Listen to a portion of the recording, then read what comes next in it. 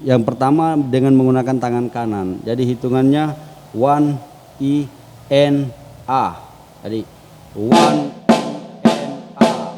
Nah, seperti tadi 1 2 3 4 1 2 3 4 1. Nah, karena dimulai di ketukan keempat, otomatis sebutannya adalah 4 I N A. Seperti yang saya bilang pertama tadi, harus menggunakan bahasa Inggris akan lebih mudah mengejanya.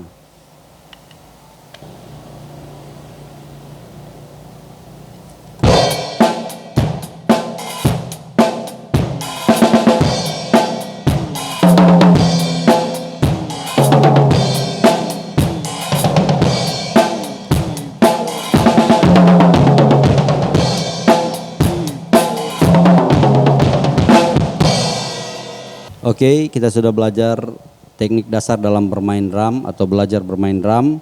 Jadi ingat, poin yang pertama harus menghitung dalam bermain drum.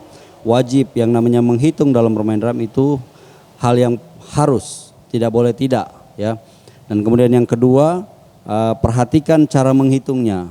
1 and 2, maksud saya 1, 2, 3, 4 dan seterusnya. Kalau kita menghitung pecahan ketukan atau pecahan notasi, kita menggunakan dengan sebutan bahasa Inggris juga. Kalau 1/8 kita 1N, 2N, 3N. Kalau 1/16 1ENA, 2ENA, 3ENA dan seterusnya.